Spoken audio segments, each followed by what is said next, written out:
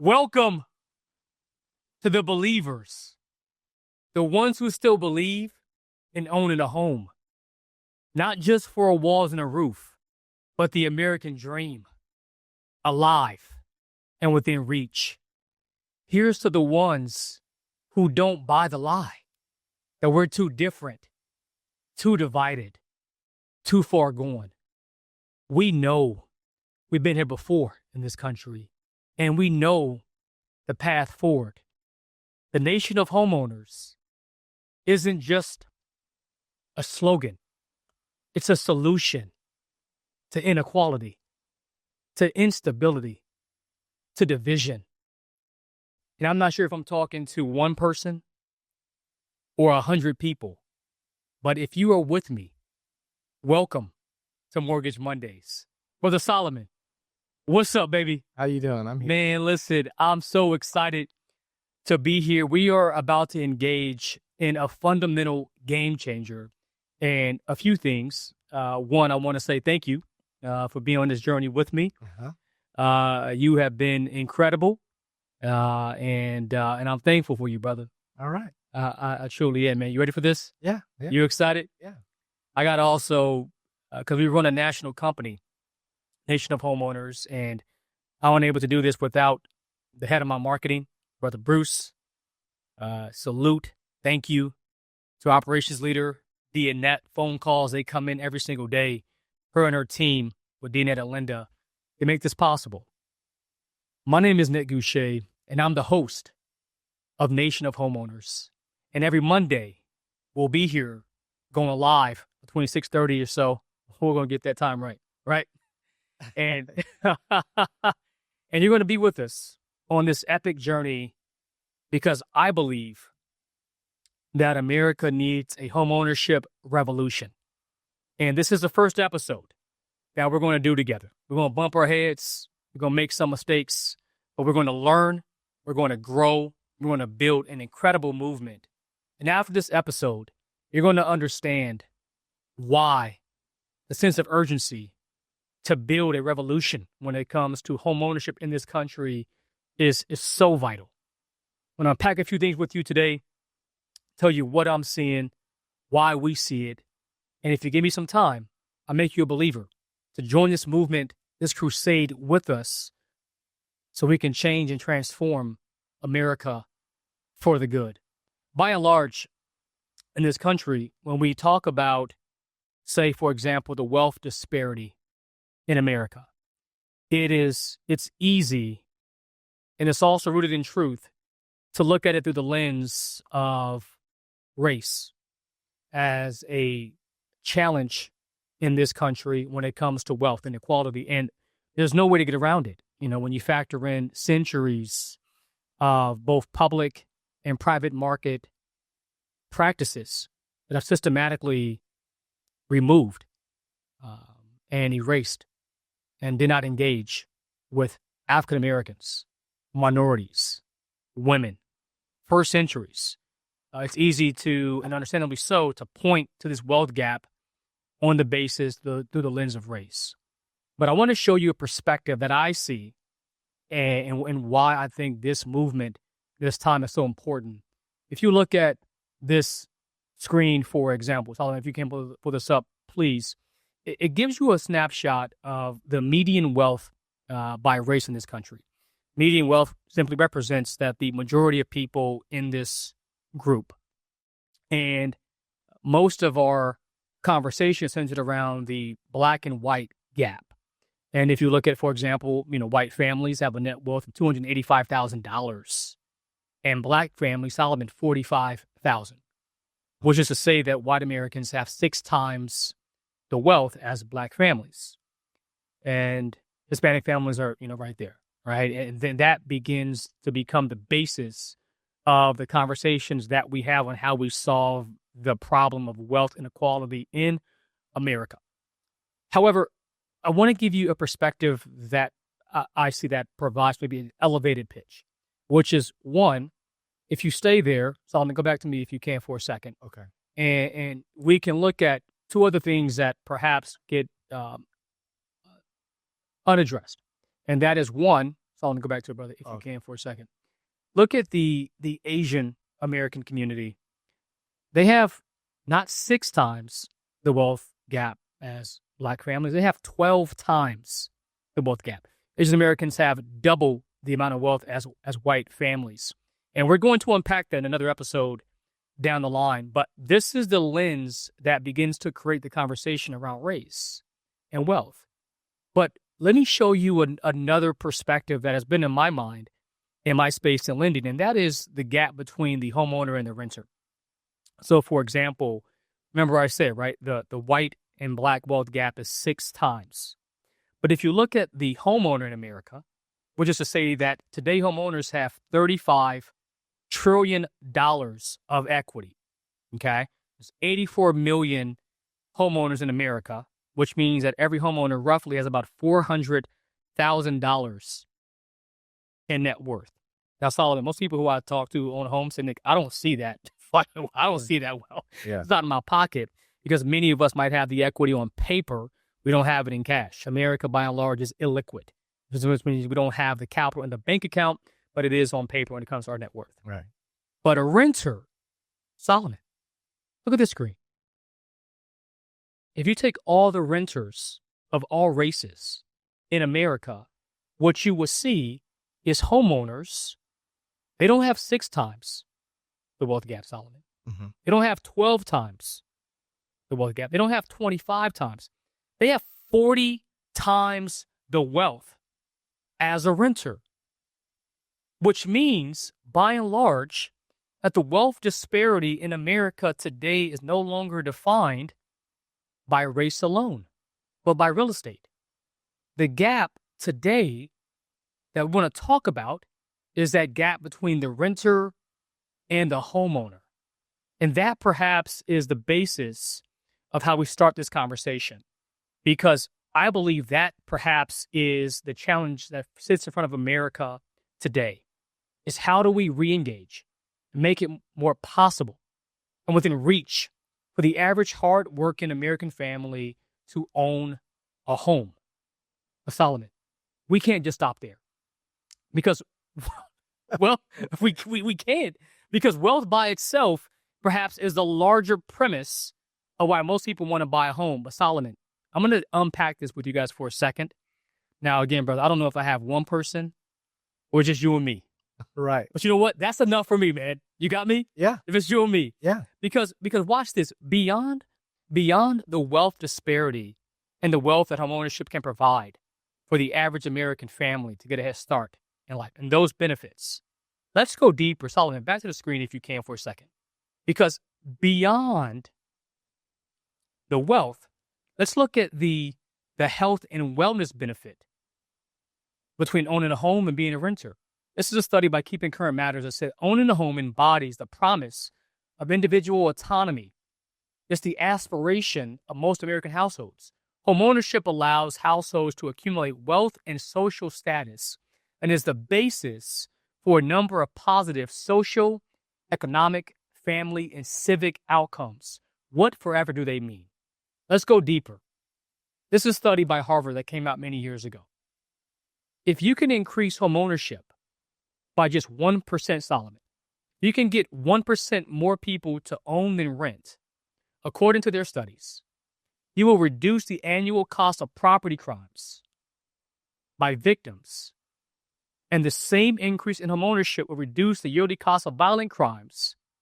Collectively, that would save America over $1 billion. Let's keep going.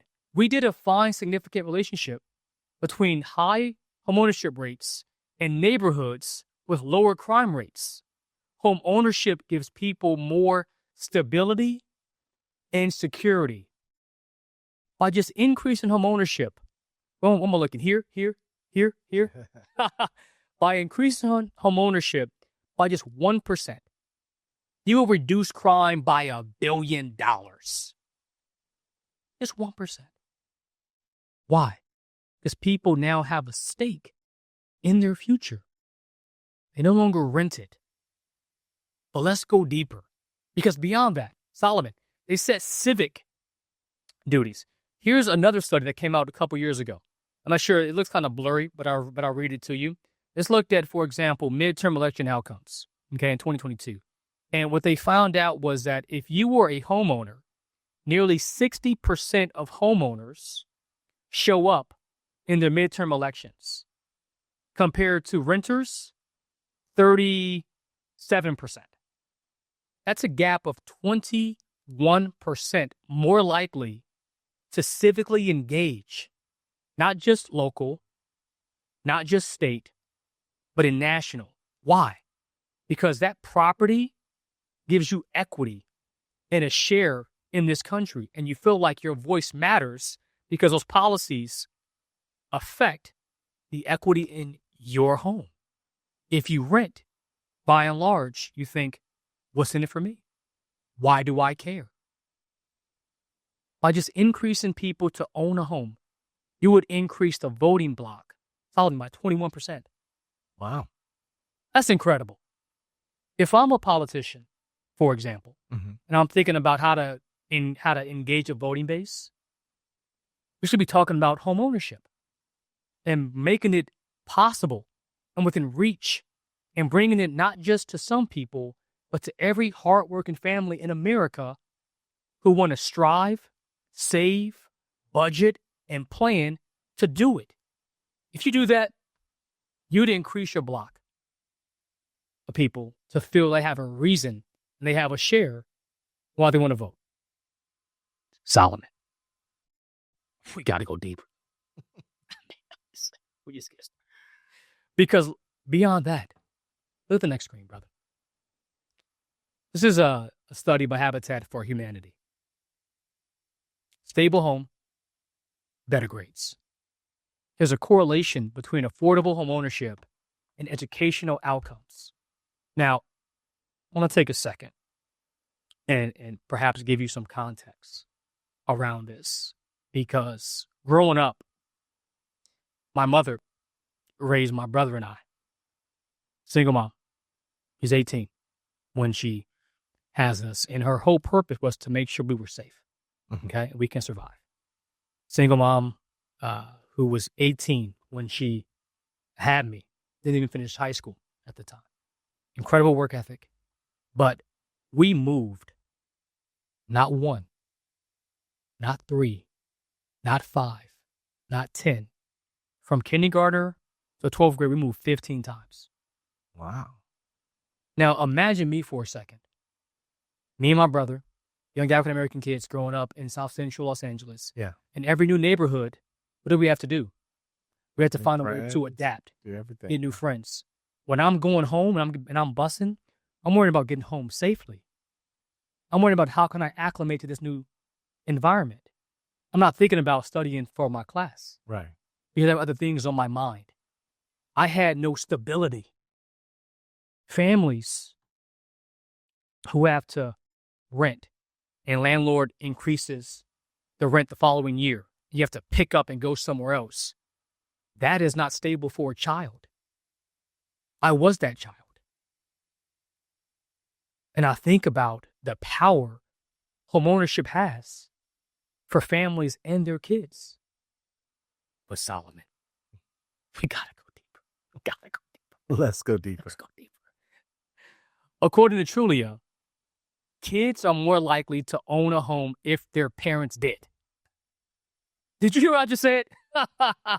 Kids are more likely to own a home, which means this study by Michigan, they did a study on this too. It did a 50-year study on this. If you were a child who grows up in a home that your parents own, you are 3 times as likely to own a home at 27 compared to a child who grew up in a home their family rented. Why? Because at the kitchen table, you saw a family do a budget. You saw your mother and your father depend on themselves to fix their plumbing issues. They didn't call the landlord. Right. They were the landlord. By just owning a home and letting your child see you as the example of living in that home, owning that home, talking about the importance of home ownership and living it, you are 3 times as likely to help your kid become a homeowner. That is incredible enough.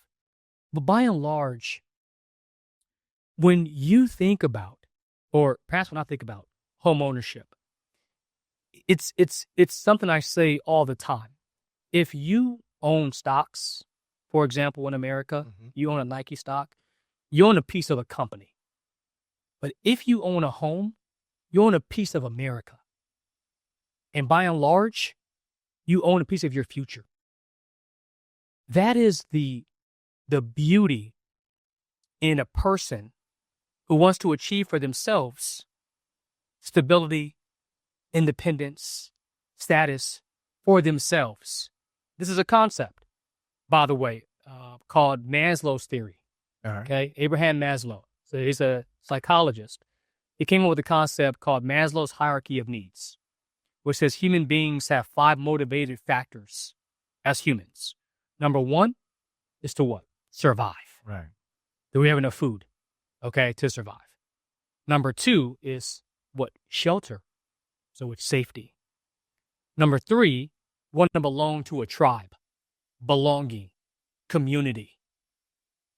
Number 4, self-esteem, which is why, according to Habitat for Humanity, 74% of homeowners go from renting to homeowning and say their self-esteem goes up. Yes. Does that make sense? Yes, it does. Because they achieved a milestone in their life that they own a part of their future. But here's the question. What happens to Americans if they believe that owning a home, owning their future is out of reach? I'll give you an example. Follow me. Next screen, please.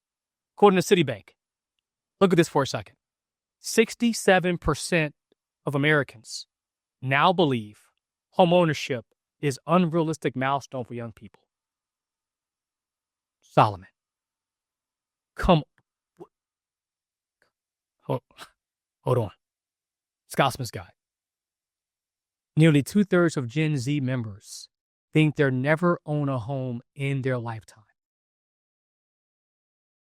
Now, think about that for a second. Okay, you're Gen Z. So you're born between, say, 96 and 2010. Okay, well, the oldest living Gen Zer perhaps is 29. Yeah. Okay, almost 30. Which from 1945 to 1995, the average age of a first-time home buyer in America was about 27 to 30. Okay. So I'm 29. Okay. My name is Michael. Michael grows up in a home where his parents say, son, you can live the American dream. What is the American dream? If you work hard, you have education, you go to college, you graduate, that diploma, that's your ticket. Yeah. And Michael says, I can do this. He works real hard, he studies, he goes to college, he gets that degree. The jobs aren't calling like they used to. So he's like, you know what? I'm going to figure this out. So he's going to work not 1 job, 2 jobs. He'll get a job not in his career field. He might have majored in sociology or history, African-American studies. Yeah. Right? No one gave him a pathway that says, hey, we should perhaps go to a school and focus on a degree that the market values. You know, not just go to college, but actually have a pathway that you know is going to produce a high rewarding income. Different podcast that's coming down, but by the way, so Okay. right. But he works a second job because he's a hustler. He's doing DoorDash, he's doing Lyft. This guy's like, I'm gonna figure this out. He gets that paycheck on 2 jobs after he pays his taxes.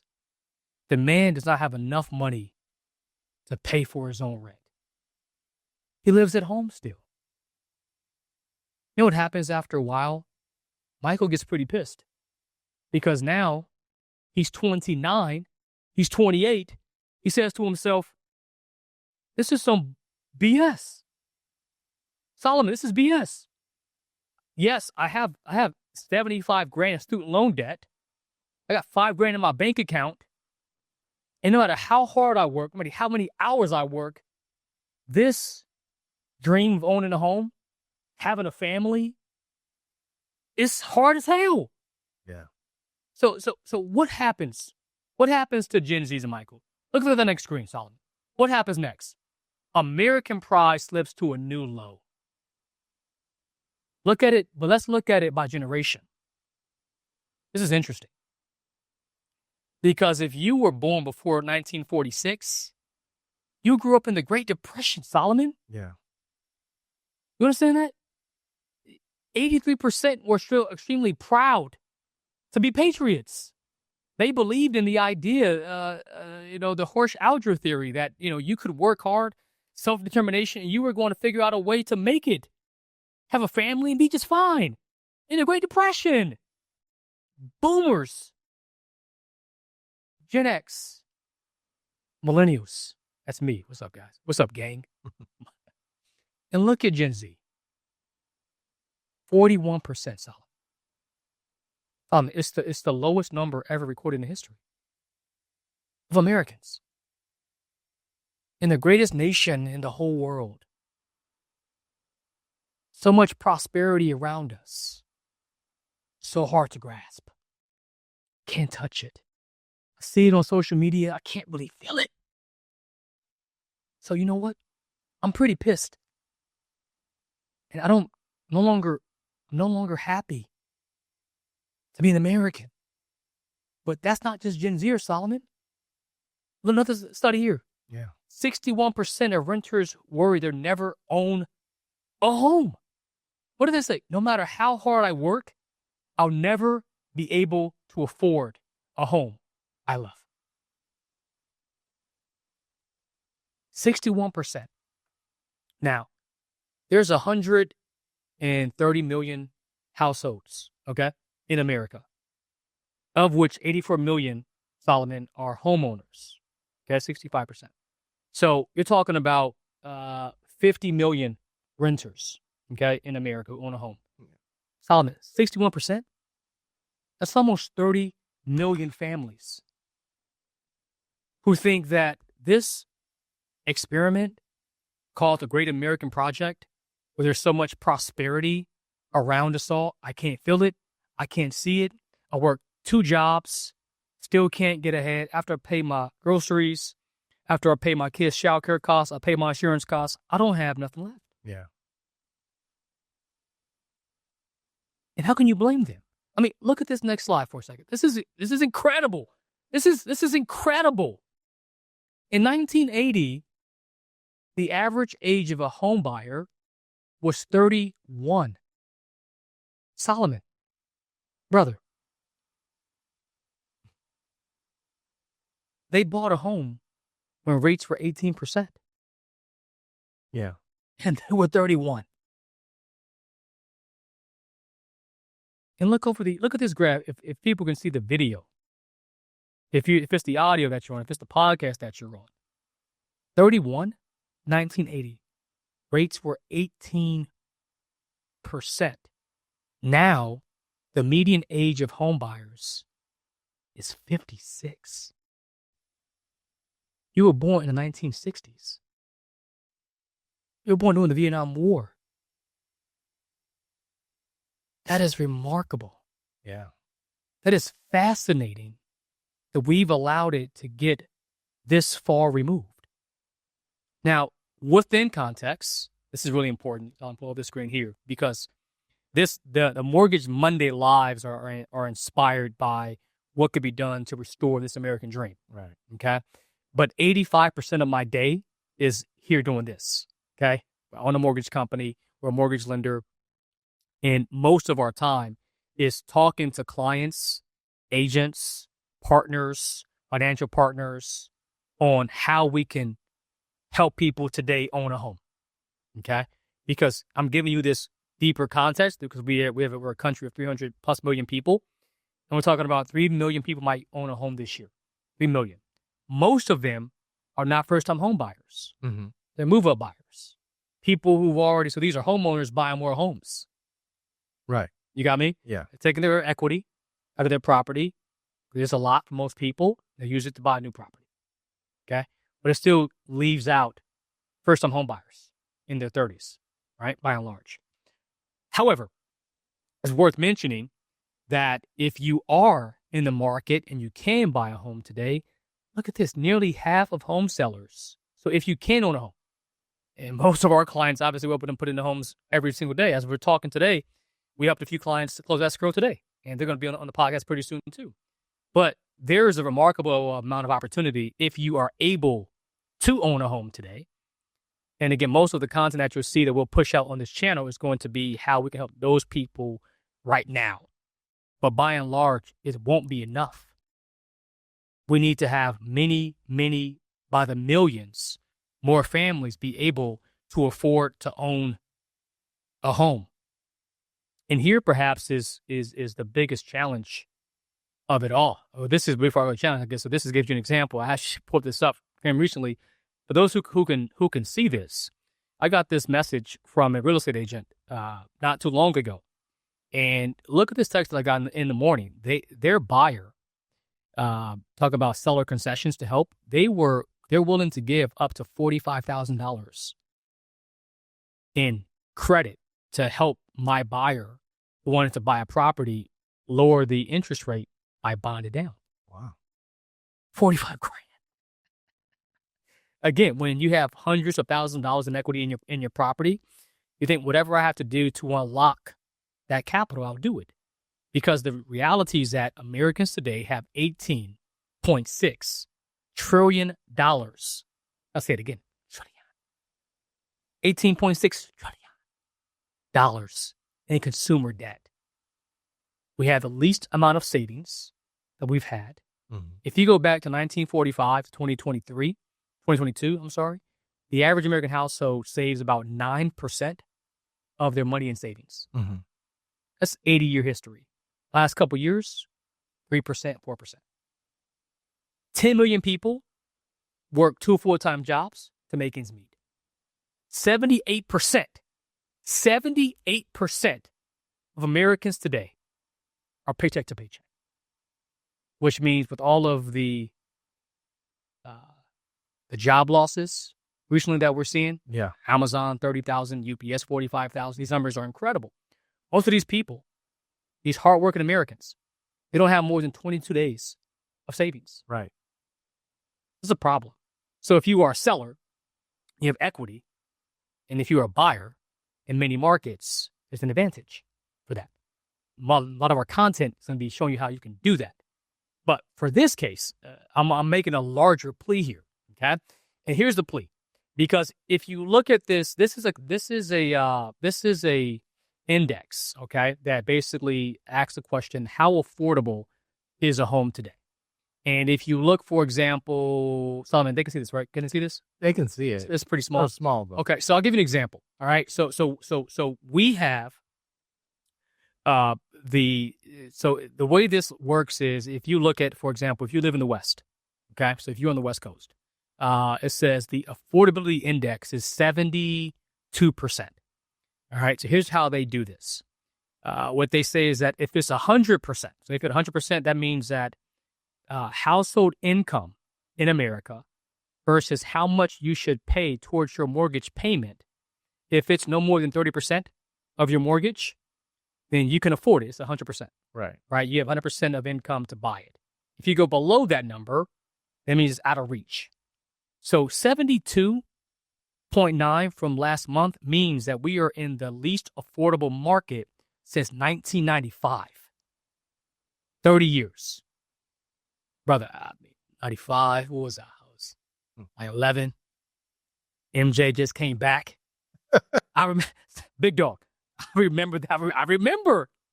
I'm an MJ guy. Oh, man. I'm an MJ guy. 95 against the Pacers. He came back. He shot 7 for 19 that game. He had 19 points. He had no free throws. I think. Remember his layup though that he made when his first bucket. Then he came back with that double nickel at the Garden, but when he had on them J's, come on, baby. I remember that. 95, right? Right. Now here's a question. Now I'm gonna do this on a different podcast. But the question was, this was under President Bill Clinton. What did Clinton do? What policies did he unleash in the marketplace to make homeownership more affordable? We're going to find out. Okay. Different podcast. but I'm giving you the context on why America needs a homeownership revolution. And I want to give you an example on this so it makes more sense, okay? So if you are buying a home today across the country, okay, the average median home price is $415,000, okay? All right. Now, with the mortgage payment, looking at the full payment, so mortgage payment, property taxes, home insurance, the whole kickaboodle let's say on a 5% down. So you buy a property 415, you got 20 grand for a down payment, let's just say, right? Well, 30% should be the max amount of your income that goes towards your mortgage payment. Right. Make sense? So at 415, right, that mortgage payment, all in, is about $3,200. Okay? Which means for you to afford that property, you need $120,000 Right. to own a home, to afford to own a home. Okay? Today, what do you think the average American household income is? I'm guessing. Don't Google. Just take a guess. Take a guess. 40,000. Oh no, it's $84,000. Okay. Okay. Median, right? So what that means is, for context, to look at this housing affordability index. That means that right now, you could afford a mortgage payment of $2,100. The payment is $3,200. Make sense? Yeah. So there's really only three things that you could do, okay, to as a policy to make this more possible. Number one, increase income from 84 to 120. Right. Okay. Number two, lower the purchase price from $415,000 to $300,000. Number three, probably more possible, more within reach, lower interest rates from 6.5 to 4%. Right. If the rates drop down to 4%, that same person's income would have the buying power to buy that property. Right. That's why rates play an important role in making homeownership more affordable in this country. But that's the context here. Now, why does that matter? Because when you begin to build a nation of renters where you don't have a stake in your future, that pride that comes with owning a home never shows up. Not only that, but you are giving up. Remember, who was that? Hey, listen, it's a podcast. It's all good. They're with us. So it's gonna go on YouTube. This is my guy Solomon.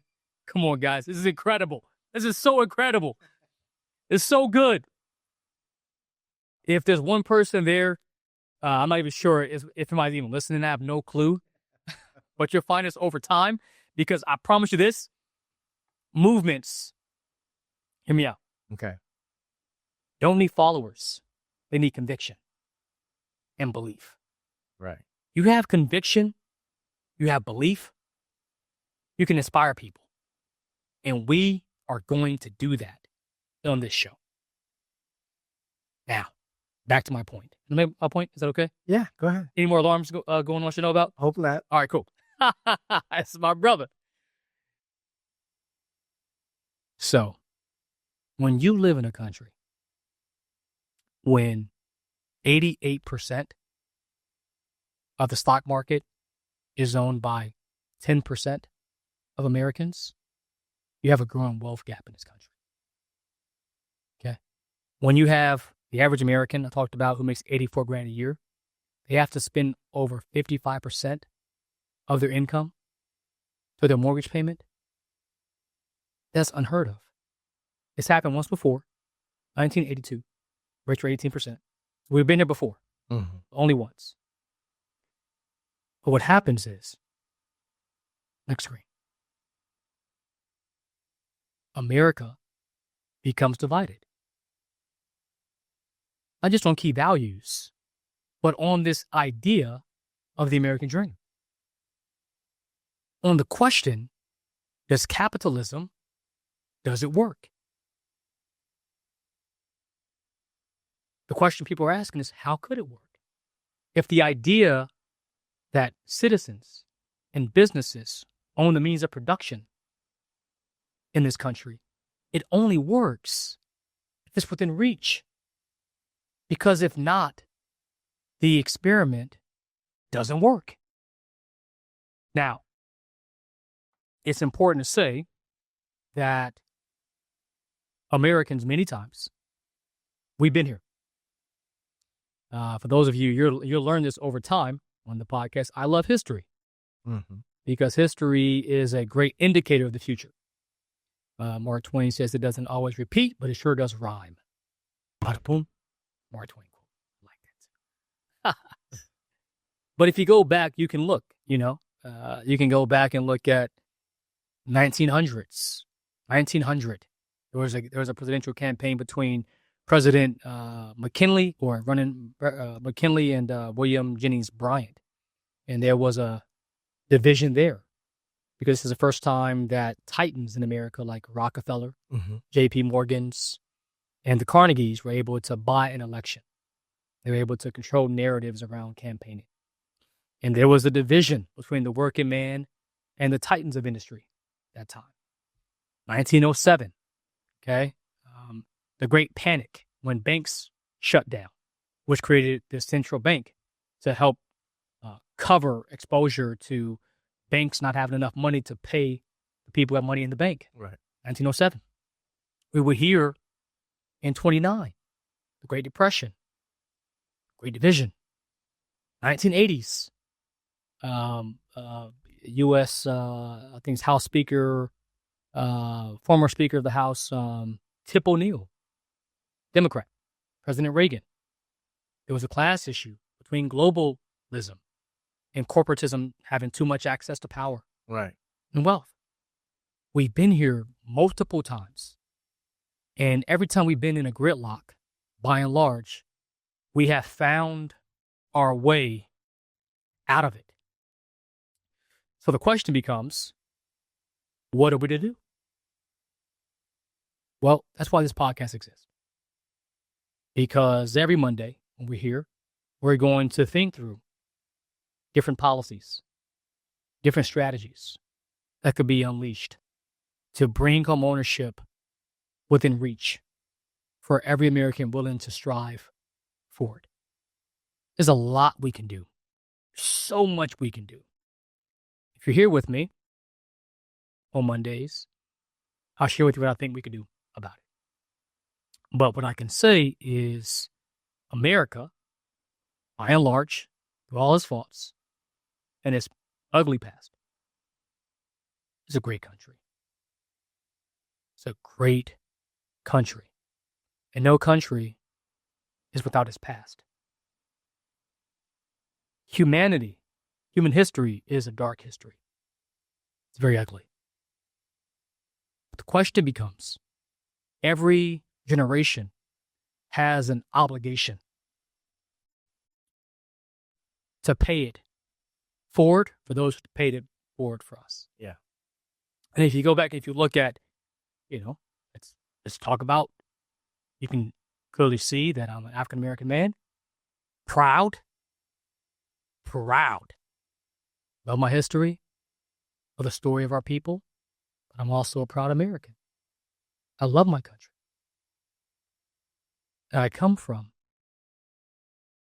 generations of people who never gave up on me, never gave up on their dream for me. When they could not live their dream, they prayed, they believed, they fought that one day that dream would be within reach for someone like me. Here we are, the great inheritors of this dream. And guess what? I have a son. I have 3 daughters. You probably have kids too. And I have a responsibility to do my part to move this country to be better for my kids. And so do you. That's why we're here. We are going to restore the dream of owning a home. So again, here to you, the believers, the ones who still believe in owning a home, not just for walls and a roof, but the American dream, alive and within reach. Here's to you who have not given up, who don't buy the lie that we're too different, too divided, too far gone. You know we've been here before. And there's a pathway forward. Nation of Homeowners, we are not just a slogan. We are a solution, a movement. And together, you and me, you're going to make history. It's going to be incredible. They will no doubt write books about this movement, Solomon. Maybe even a movie. Solomon, I might produce it. Okay. Welcome to Mortgage Mondays Live, where the dream is alive. It's within reach. And it starts with you. Let's go.